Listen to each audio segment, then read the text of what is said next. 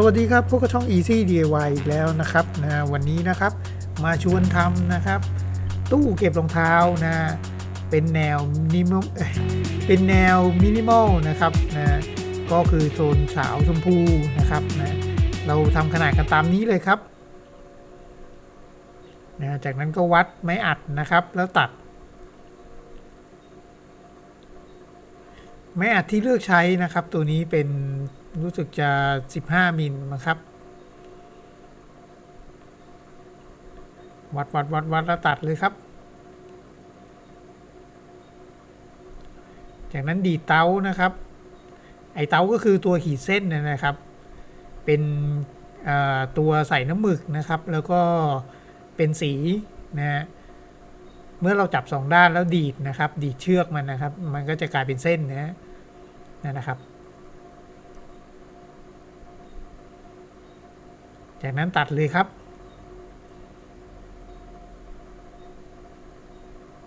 ใช้เลื่อยวงเดือยนะครับตัด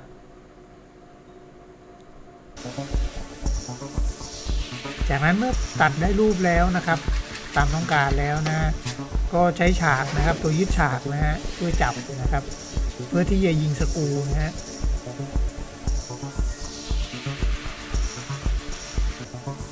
เจาะนำก่อนนะครับไม้จะได้ไม่แตกนะฮะจากนั้นก็ใช้ตะปูเกี่ยวยิงเข้าไปเลยครับ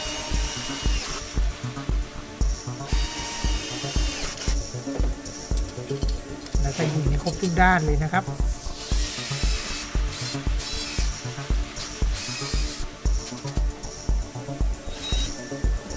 เคล็ดลับอีกนิดนึงนะครับถ้าเกิดว่าไม่ต้องการให้มันโยกนะฮะก็ใช้กาวลาเท็กซ์นะครับยิงหรือยิงแค่ตะปูเกลียวนี่ถ้าเขายิงครบทุกด้านแล้วมันก็ไม่โยกเลยครับถ้าไม่อัดมันหนาพอนะครับจากนั้นใส่ช่องตรงกลางครับ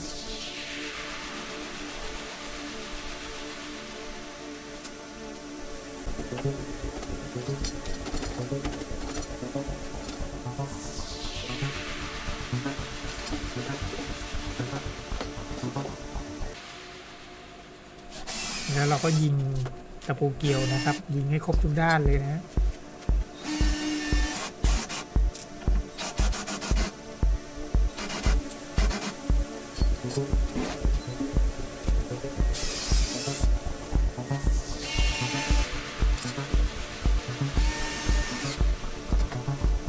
รับเอากาวร้อนนะครับหยอดนะ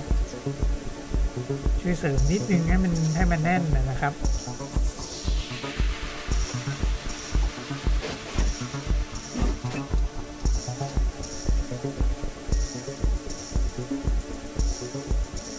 ขั้นตอนนี้เป็นขั้นตอนการปูนะครับปูเก็บรอยนะฮะ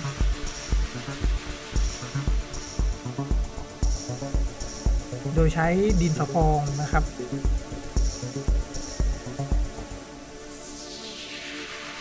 หัวแห้งดีแล้วก็มาขัดครับผม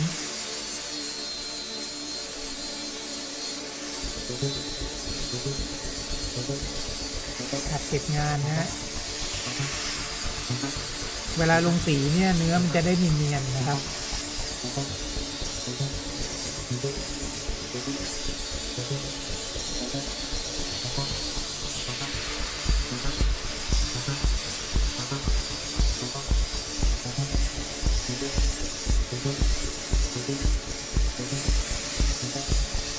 จากนั้นเจาะนะครับเจาะติดบานพับ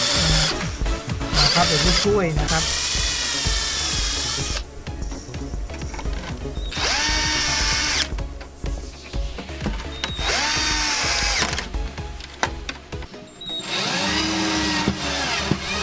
ยึดติดด้านในนะครับ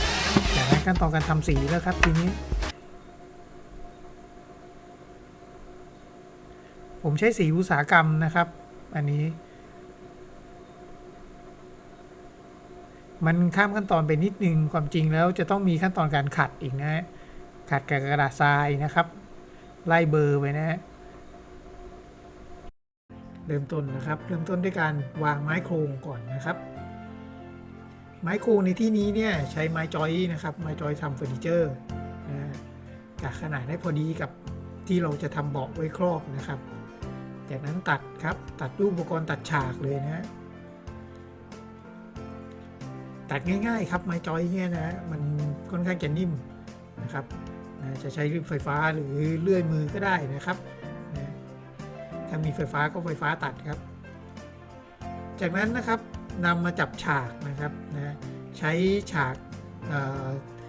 อเนกประสงค์นะครับเป็นฉากเหล็กนะ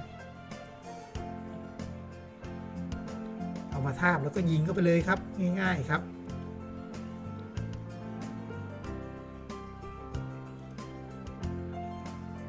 ยิงให้ครบทุกอันนะครับระหว่างที่ยิงนี้ก็ต้องทากาวลงไปด้วยนะฮะกาวตัวนี้เนี่ยผสมขี้เลื่อยกับกาวลาเท็กซ์นะฮะแล้วก็ใช้ปืนลมยิงสักนิดนึงนะครับยิงมันไม่ได้อยู่กับไอ้ปืนลมนี่หรอกครับมันอยู่กับกาวนะครับพอมันแห้งแล้วมันจะอยู่กับกาวเลยนะไอ้ตัวแม็กปืนลมเนี่ยเป็นแค่ตัวประคองไว้ให้มันติดกันแค่นั้นเอง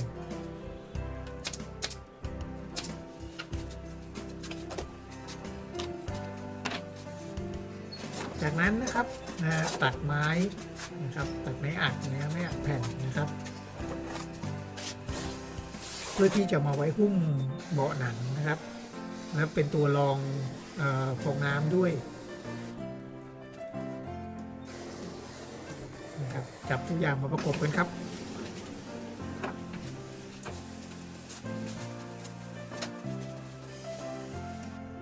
จากนั้นตัดฟองน้ำนะครับตามรูป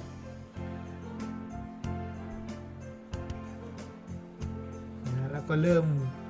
เอาหนังมาทาบเลยครับหนัง PVC นะครับหนังที่เลือกใช้คราวนี้นะจากนั้นพอจัดได้ที่แล้วเราก็เริ่มยิงเลยครับยิงไปทีละด้านนะครับยิงไปเรื่อยๆยิงเลยครับ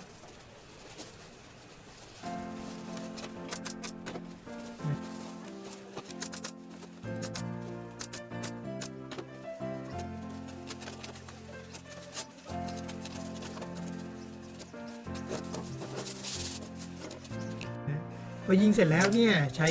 ผ้ากระสอบนะครับนะยิงปิดทับรอยสักนิดหนึ่ง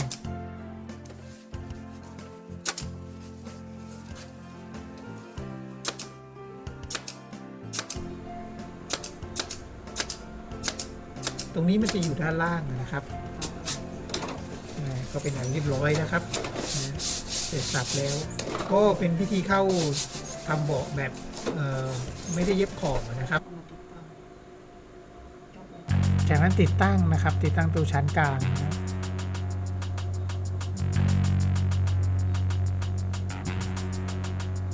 นะครับแล้วก็ติดมือจับครับ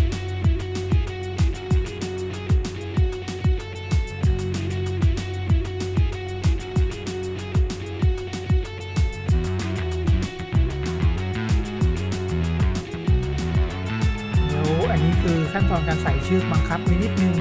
ใครจะใส่เป็นโชคหรืออะไรก็ได้นะครับ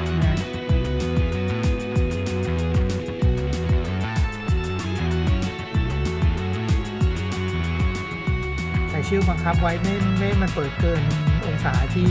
ต้องการนะครับไม่งั้นมันจะเปิดจนบานพับหักได้